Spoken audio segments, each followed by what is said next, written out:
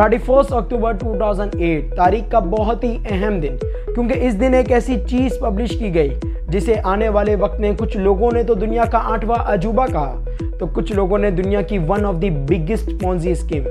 और ये चीज कोई और नहीं बल्कि था बिटकॉइन। अब हकीकत में बिटकॉइन क्या है? क्या वो कोई पोंजी स्कीम है या फिर दुनिया का 8वां अजूबा है? इस चीज़ को समझने के लिए जानते हैं कि बिटकॉइन क्या है, इसे बनाने का मकसद क्या है, ये कैसे काम करता है, और लास्टली इस वीडियो के आखिरी में इसका प्राइस एनालिसिस भी करते हैं कि क्या आने वाले वक्त में बिटकॉइन जीरो पे जाएगा या फिर बहुत से लोगों का हीरो बन जाएगा। लेकिन वीडियो शुरू करने से पहले मेरा नाम फैज़ान रज़ा मारफानी है और आज की इस वीडियो में मैं आपका होस्ट हूँ। तो चलें शुरू करते हैं अपने पहले सवाल से, What is Bitcoin and why it was developed? तो देखें, बिटकॉइन इटसेल्फ एक इलेक्ट्रॉनिक करेंसी है, एक ऐसी करेंसी जिसे कोई सेंट्रल अथॉरिटी कंट्रोल नहीं करती। यानी इन केस अगर हम PKR पाकिस्तान रुपी की बात करें तो इसे कौन कंट्रोल करता है? State bank of Pakistan, Pakistan का सेंट्रल बैंक। इसे हम और आप कंट्रोल नहीं कर सकते। सेंट्रल बैंक की मर्जी है कि जब चाहे वो जितना चाहे पैसा छापे, जब चाहे जितना चाहे वो मार्केट से पैसा खींच ले। लेकिन इन केस बिटकॉइन ऐसा कुछ भी नहीं है, ये सब प्रोग्राम होता है। यानी ना तो आप अपनी मर्जी से बिटकॉइन को इशू कर सकते हैं और ना ही अपनी मर्जी से बिटकॉइन को विड्रॉल। फर्दरमोर बिटकॉइन एक पीयर टू पीयर नेटवर्क पे काम करता है जिसे आप ब्लॉकचेन कहते हैं। आसान अल्फाजों में इस बिटकॉइन ब्लॉकचेन को आप जनरल लेजर या फिर बुक कीपिंग कॉपी की तरह समझ सकते हैं, जो कि आपने अक्सर छोटे से छोटे बिजनेसमैन के पास भी देखी होगी, जिसमें वो अपना सारा हिसाब किताब रखता है कि भाई कहाँ से पैसा आया और कहाँ कितना पैसा गया। लेकिन बिटकॉइन की ब्लॉकचेन में फ़र्क ये है, एक तो ये कि इस पर कोई भी पार्टिसिपेंट कर सकता है, it is open for everyone. इसके अलावा ये डिसेंट्रलाइज है, यानी इसे कोई सेंट्रल अथॉरिटी कंट्रोल नहीं करती, इसे नंबर ऑफ पार्टिसिपेंट कंट्रोल कर रहे होते हैं। और लास्टली इसे कोई हैक नहीं कर सकता, यानी कोई अपनी मर्जी से इसमें रद्दो बदल नहीं कर सकता, डिस्पाइट इसके कि it is open for everyone, for every participant. इसी के साथ अगर हम अपने दूसरे पॉइंट की तरफ चलें कि बिटकॉइन का मकसद क्या है, इसे क्यों बनाया गया है, तो देखिए बिटकॉइन जिस वक्त वजूद में आया उस वक्त पूरी दुनिया में फाइनेंशियल क्राइसिस चल रहे थे और इस फाइनेंशियल क्राइसिस की सबसे बड़ी वजह थी बैंक्स। देखिए बैंक एक ऐसी एंटिटी है जिसके हाथ में पूरे मुल्क की भागदौड़ की लगामें होती हैं और इसी टू मच पावर की वजह से हम देखते हैं कि अक्सर बैंक के कुछ गलत फैसलों की वजह से पूरे मुल्क को और समटाइम्स तो पूरी दुनिया को उसके असरात भुगतने पड़ते हैं। तो देखें बिटकॉइन का मकसद है to replace traditional finance, banks को रिप्लेस कर देना ब्लॉकचेन से, और फिएट करेंसीज, ये जो जितनी भी दुनिया में मोस्टली करेंसीज हैं, पाकिस्तान का रुपी हो गया, डॉलर हो गया, इन सब को रिप्लेस कर देना बिटकॉइन से। इन शॉर्ट एक ऐसा सिस्टम, एक ऐसी करेंसी इंट्रोड्यूस करना जिसे कोई सेंट्रल अथॉरिटी कंट्रोल नहीं कर रही हो, ना ही कर सके। अब इन सब चीजों को अच्छे से समझने के लिए चलते हैं अपने दूसरे सवाल की तरफ, हाउ बिटकॉइन वर्क्स, और इसे पॉइंट बाय पॉइंट समझते हैं कि ट्रेडिशनल फाइनेंस में क्या प्रॉब्लम है और इसे बिटकॉइन कैसे सॉल्व करता है। तो देखिए सबसे पहला है third party involvement in creating या ओपनिंग अकाउंट। देखिए आज के वक्त में अगर आपको कभी भी कोई बैंक अकाउंट खुलवाना हो तो उसके लिए आपको थर्ड पार्टी बैंक्स के पास जाना पड़ता है, और अगर आप ऑनलाइन ओपनिंग अकाउंट की बात करें तो वहाँ भी बिहाइंड दी सीन आप सेंट्रल अथॉरिटी से ही इंटरेक्ट कर रहे होते हैं, जिसे आप अपनी X to Z, आपका नाम, आपके बाप का नाम, आपके दादा का नाम, सॉरी थोड़ा ज़्यादा हो गया, आपका नाम, आपके बाबा का नाम, आपकी जितनी भी आपका बिजनेस क्या है, आप क्या जॉब करते हैं, सब कुछ आपको बताना पड़ता है। और इसकी बेसिस पर बैंक आपको एक अकाउंट खोल के दे देता है जो कि कुछ ऐसा दिखता है, आपका नाम, आपका अकाउंट नंबर और आपका पासवर्ड और पिन, जो कि आपकी आइडेंटिटी अकाउंट होल्डर को वेरीफाई करने के लिए इस्तेमाल किया जाता है। अब बिटकॉइन के केस में ऐसा कुछ भी नहीं है, क्योंकि वहाँ पर कोई थर्ड पार्टी इन्वॉल्व भी नहीं होती। अगर किसी भी शख्स को अपना अकाउंट खुलवाना है बिटकॉइन का, तो वो किसी भी वैलिड बिटकॉइन वॉलेट पे जाके अपना अकाउंट क्रिएट कर सकता है अपनी पर्सनल इंफॉर्मेशन दिए बगैर। ज़्यादातर आपको सिर्फ एक ईमेल आईडी से साइन अप करना पड़ता है, जिसके बाद आपका अकाउंट क्रिएट हो जाता है। अब इसी के साथ सवाल पैदा होता है कि भाई ये अकाउंट दिखता कैसे है। फर्दर ये कि अब क्योंकि आप अपनी पर्सनल इंफॉर्मेशन नहीं दे रहे, तो इस बात को कैसे वेरीफाई किया जाए कि आप ही अकाउंट होल्डर हैं। तो देखिए जब भी आप कोई बिटकॉइन अकाउंट क्रिएट करते हैं तो आपको दो कीज, दो एड्रेसेस मिलते हैं। एक होती है पब्लिक की या पब्लिक एड्रेस, जो कि कुछ ऐसी दिखती है, इसे आप बैंकिंग की टर्म में अकाउंट नंबर कह सकते हैं, क्योंकि इस पर ही आप सारी पेमेंट रिसीव करते हैं और इसके थ्रू ही आप सारी पेमेंट करते हैं। इसके बाद दूसरी होती है प्राइवेट की या प्राइवेट एड्रेस, जो कि कुछ ऐसे सीड फ्रेसेस की तरह दिखते हैं। इसे आपको सेफली सिक्योरली रखना चाहिए और बैंकिंग की टर्म में आप इसे अकाउंट का पासवर्ड समझ सकते हैं। अब नाउ ये कि ये कैसे वेरीफाई किया जाए कि आप ही अकाउंट होल्डर हैं, तो देखें इसका जवाब है क्रिप्टोग्राफिक प्रूफ।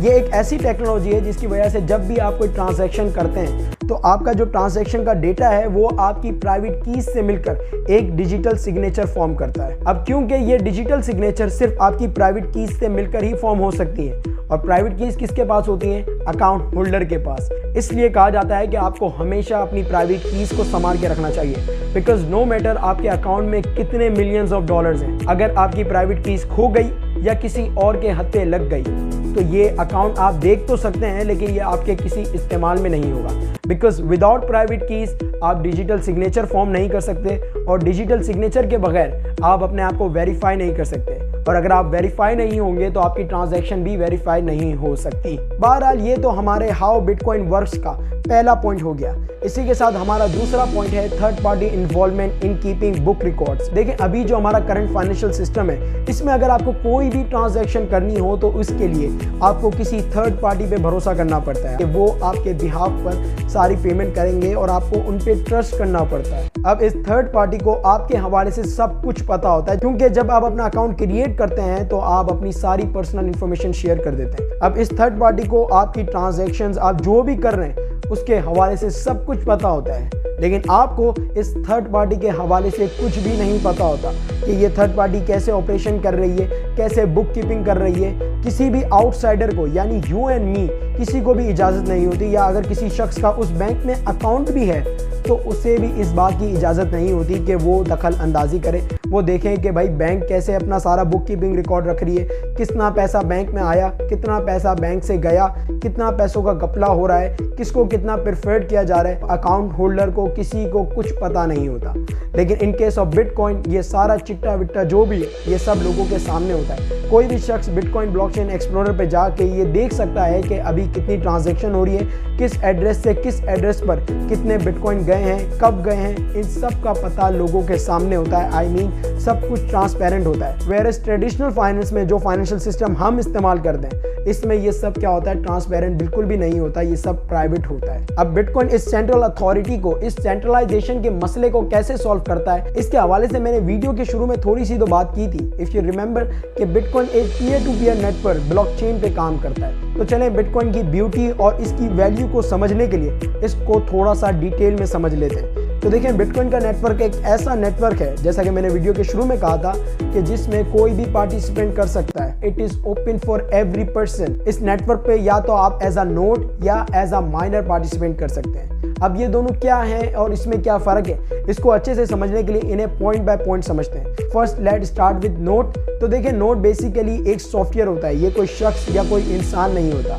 और नोड बनने के लिए आपको सिर्फ एक सॉफ्टवेयर, बिटकॉइन कोर सॉफ्टवेयर जो है वो डाउनलोड करना पड़ता है। आप जैसे ही ये सॉफ्टवेयर डाउनलोड करते हैं और इसमें इंटर होते हैं तो आप बिटकॉइन के नेटवर्क में इंटर हो जाते हैं। इसके बाद इस नेटवर्क पे जितनी भी ट्रांजैक्शंस हो रही होती हैं वो सब आपके पास आना शुरू हो जाती हैं। आपका काम होता है कि इस ट्रांजैक्शन को देखना, इसको वेरीफाई करना और वेरीफाइड ट्रांजैक्शन को दूसरे नेटवर्क पे जितने नोड्स हैं उनके साथ शेयर करना। It's like a WhatsApp group. जैसे ही अगर आप कोई व्हाट्सएप ग्रुप ज्वाइन करते हैं तो आपके पास क्या है, मैसेजेस आना शुरू हो जाते हैं। फ़र्क इतना है कि व्हाट्सएप ग्रुप में सॉरी टू से कोई भी मैसेज आता है तो लोग ज़्यादातर बगैर तहकीक के बगैर उसे शेयर भी कर देते हैं और उस पर अपनी राय देना भी शुरू कर देते हैं। लेकिन बिटकॉइन के नेटवर्क में ऐसा नहीं है। बिटकॉइन का प्रोटोकॉल है कि नोड कोई भी चीज़ बगैर तहकीक किए, बगैर वेरीफाई किए नहीं कहते। पहले अगर कोई भी ट्रांजैक्शन आती है तो वो उसको बिल्कुल सही तरीके से कि भाई जो अमाउंट भेजी जा रही है वो अकाउंट में भी है, जो डिजिटल सिग्नेचर है वो सब मैच हो रहा है, ये सब चीज़ वेरीफाई करने के बाद वो उस ट्रांजैक्शन को आगे भेजते हैं। और कुछ इस तरह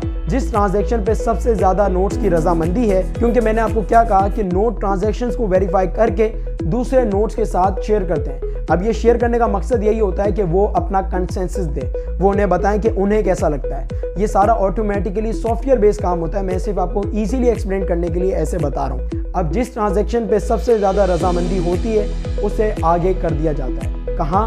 माइनर्स के पास। अब माइनर्स भी कोई इंसान या कोई लिविंग थिंग नहीं होती, बल्कि ऐसी मशीन्स होती हैं। माइनर्स का काम क्या होता है, इनवैलिड ट्रांजैक्शंस को बंडल अप करके एक ब्लॉक में डालना और फिर एक कॉम्प्लेक्स कंप्यूटेशनल वर्क करना जिसे प्रूफ ऑफ वर्क कहा जाता है। अब मैं इसके अंदर तो नहीं जाऊंगा for the sake of simplicity. आसान अल्फाजों में माइनर्स को एक ऐसा नंबर ढूंढना पड़ता है जो इस ब्लॉक की पहेली को सॉल्व कर दे। इस पहेली को ब्लॉकचेन नेटवर्क पे हैश रेट कहा जाता है और ये जो सारा प्रोसीजर है ना, ये सारा कंप्यूटेशनल वर्क करने का, इसे ब्लॉक माइनिंग कहा जाता है। अब क्योंकि ये हैश रेट, और ये थोड़ा गौर से समझिएगा, देखिए ये जो हैश रेट होता है ये कोई एवं ही नहीं आ जाता कि आपने कोई तुक्का लगाया और ये आ गया, बल्कि ये जो आपके ब्लॉक में जितनी भी ट्रांजैक्शन होती हैं जिस एड्रेस ने की होती हैं, इसके अलावा पिछले ब्लॉक का जो हैश रेट होता है, इन सब को मिलाकर इन सब की बेसिस पर निकाला जाता है। विच मीन्स अगर आप कोई भी दखल अंदाजी करने की कोशिश करते हैं, अगर आप कोई भी ट्रांजैक्शन में रद्दोबदल करने की कोशिश करते हैं, अपनी तरफ से कोई बिटकॉइन डाल दिए या कुछ भी, तो वो ब्लॉक इनवैलिड हो जाता है। इसी की वजह से कहा जाता है कि bitcoin network is one of the strongest, safest and secure network in the world. बहरहाल जो माइनर ब्लॉक माइनिंग करने में कामयाब हो जाता है उसे एज अ रिवॉर्ड आज की तारीख में 6.25 बिटकॉइन मिलते हैं। लेकिन अगर हम बात करें 2009 की, तो उस वक्त अगर आप कोई ब्लॉक माइन करते तो आपको 50 बिटकॉइन मिलते। अब ऐसा क्यों है, तो इसका सिंपल जवाब है हाविंग, एक ऐसा इवेंट जो हर 4 साल में एक बार होता है, और जैसा कि इसके वर्ड से मालूम होता है, इसके अंदर जो ब्लॉक रिवॉर्ड है इसे हाफ कर दिया जाता है। जैसा कि 2009 में एक बिटकॉइन माइन करने पे आपको 50 बिटकॉइन मिलते थे, 2012 में ये हाफ होकर 25 पर पहुंच गए, 2016 में ये हाफ होकर 12.5 पे पहुंच गए, और 2 साल पहले 2020 में ये हाफ होकर 6.25 पर पहुंच गए, और अगले 2 साल बाद मार्च 2024 में ये फर्दर हाफ होकर 3.125 बिटकॉइन पर पहुंच जाएंगे। अब ये जो सप्लाई की रिडक्शन है ना, ये वन ऑफ द रीजन है बिटकॉइन की हाई प्राइसेस का, क्योंकि देखें इकोनॉमिक का बेसिक रूल है, अगर किसी भी चीज़ की डिमांड बढ़ जाए, ऑन अदर हैंड उसकी सप्लाई सेम हो, तो उस चीज़ की प्राइस ऊपर चली जाती है। और इस केस में क्या हो रहा है, एक तरफ बिटकॉइन की डिमांड, बिटकॉइन की अडॉप्शन बढ़ती जा रही है, कंट्रीज जो है वो बिटकॉइन को अडॉप्ट कर रही है, ऑन अदर हैंड बिटकॉइन की सप्लाई विद टाइम क्या है, रिड्यूस होती जा रही है। और इसी के साथ ही हम अपनी वीडियो के आखिरी और लोगों के सबसे ज़्यादा पसंदीदा सवाल की तरफ चलते हैं कि बिटकॉइन की प्राइस कहाँ जाएगी। लेकिन इससे पहले मैं ये क्लियर करता चलूँ कि जो बातें भी मैं बिटकॉइन की प्राइसेस के हवाले से करूँगा वो फाइनेंशियल एडवाइस नहीं होगी, बल्कि सिर्फ और सिर्फ एजुकेशनल पर्पस के लिए होगी। तो देखें, अगर हम बिटकॉइन का प्राइस चार्ट देखें तो वो कुछ ऐसा दिखता है, सिमिलर टू बिजनेस साइकिल, क्योंकि इसमें आप क्लियरली देख सकते हैं कि बिटकॉइन की प्राइसेस एक साइकिल में मूव होती है। और हिस्टोरिकली बिटकॉइन को बाय करने का सबसे अच्छा वक्त होता है जब बिटकॉइन की प्राइसेस या तो लोअर बैंड पर हो या लोअर बैंड के करीब हो। ऑन अदर हैंड बिटकॉइन को सेल करने का सबसे अच्छा वक्त होता है जब बिटकॉइन की प्राइसेस अपर बैंड के करीब हो। लेकिन इसी के साथ सवाल ये पैदा होता है कि बिटकॉइन की प्राइसेस कब और कैसे ऊपर जाती है, यानी ऐसा क्या होता है कि बिटकॉइन की प्राइसेस ऊपर चली जाती है। तो देखिए, पिछली जितनी भी बिटकॉइन की साइकिल गुजरी है उन सब में एक चीज़ कॉमन है, और वो ये कि हाविंग से पहले, जिस इवेंट के बारे में मैंने बात की थी, इस इवेंट से पहले बिटकॉइन की प्राइसेस चांद पर जाने की तैयारी करती है, और इस इवेंट के कुछ महीनों बाद ही इसकी प्राइसेस चांद पर पहुंच जाती हैं। और इसका सिंपल रीज़न ये है कि उस वक्त बिटकॉइन को लेकर बहुत ज़्यादा पॉजिटिव बुलिश एनवायरनमेंट होता है, बहुत से नए लोग क्रिप्टो करेंसी मार्केट को ज्वाइन करते हैं और बिटकॉइन बाय करते हैं। बहरहाल चांद पर पहुंच जाने के बाद वो लोग जो ज़मीन से बैठे होते हैं, जिन्होंने लोअर प्राइसेस पे बाय किया होता है, वो स्पीड में बेचकर बाहर निकल आते हैं, जिसकी वजह से मार्केट में थोड़ा सा पैनिक होता है। लेकिन ये थोड़ा सा पैनिक बहुत से पैनिक में बदल जाता है जब हर जगह नेगेटिविटी फैलना शुरू हो जाती है, क्योंकि हिस्टोरिकली बिटकॉइन की प्राइसेस जब भी नीचे आती है तो पूरा सोशल मीडिया नेगेटिविटी से भर जाता है। ऐसी बातें सामने आने लगती हैं कि भाई बिटकॉइन जो है वो दुनिया की बिगेस्ट पॉन्जी स्कीम है, बिटकॉइन जो है वो जीरो पर चले जाएगा। ये सब न्यूज़ की वजह से वो लोग जिन्होंने देखा देखी में बिटकॉइन बाय किया होता है, उन्हें पता नहीं होता है कि बिटकॉइन है क्या, इसका मकसद क्या है और इसकी प्राइसेस कैसे ऊपर नीचे होती है। वो नुकसान में बेचना शुरू हो जाते हैं, जिसकी वजह से बिटकॉइन की प्राइसेस और ज़्यादा गिरना शुरू हो जाती है। और फिर फाइनली एक पॉइंट ऐसा आता है कि बिटकॉइन की प्राइसेस अपनी साइकिल के लोअर पॉइंट को टच कर लेती है। इसी के साथ सवाल ये पैदा होता है कि क्या बिटकॉइन ने इस मार्केट साइकिल के लोएस्ट पॉइंट को टच कर लिया है। तो देखें, इसमें बहुत से ऐसे इंडिकेटर्स हैं, बहुत से ऐसे एनालिटिक्स हैं जिनका कहना है यस, बिटकॉइन ने जो है वो अपने लोएस्ट पॉइंट को टच कर लिया है। बिटकॉइन जो आज से थोड़े वक्त पहले $17,000 के राउंड अबाउट गया था, वो इसका लोएस्ट पॉइंट था, यानी इससे नीचे अब बिटकॉइन नहीं जाएगा। ऑन अदर हैंड बहुत से ऐसे इंडिकेटर्स और बहुत से ऐसे एनालिटिक्स हैं जिनका कहना है नो, बिटकॉइन की प्राइसेस 16,000, 15,000, 14,000 और इवन 12,000 पर भी गिर सकती है आने वाले वक्त में। और अगर हम इस इंडिकेटर को भी देखें और जो मैक्रो एनवायरनमेंट हो रखा है इसको अगर हम देखें तो इससे भी मालूम होता है कि यस, बिटकॉइन की प्राइसेस पॉसिबली और ज़्यादा गिर सकती हैं। ऑन अदर हैंड अगर हम ऊपर की बात करें कि आने वाले 2-3 सालों में बिटकॉइन की प्राइसेस कितना ऊपर जा सकती हैं, तो अगर हम हिस्टोरिकल डेटा देखें कि हर हाविंग के बाद कैसे बिटकॉइन की प्राइसेस ऊपर जाती हैं और कितनी ऊपर जाती है, तो इसकी बेसिस पे हम स्पेकुलेट कर सकते हैं कि आने वाले 2025 तक बिटकॉइन की प्राइसेस राउंड अबाउट $100,000 के राउंड अबाउट जा सकती हैं। लेकिन इसी के साथ मैं ये क्लियर करता चलूँ कि देखिए ये जो इंडिकेटर्स होते हैं ना, ये कोई पत्थर पे लकीर नहीं होते। इवन जो ये इंडिकेटर मैंने इस वीडियो के लिए इस्तेमाल किया है, इसे लॉगरिथमिक रिग्रेशन बैंड कहा जाता है। ये इंडिकेटर भी हो सकता है कि अभी तक सही प्रूव हो रहा है, लेकिन आने वाले वक्त में गलत साबित हो जाए, बहुत से दूसरे इंडिकेटर्स की तरह।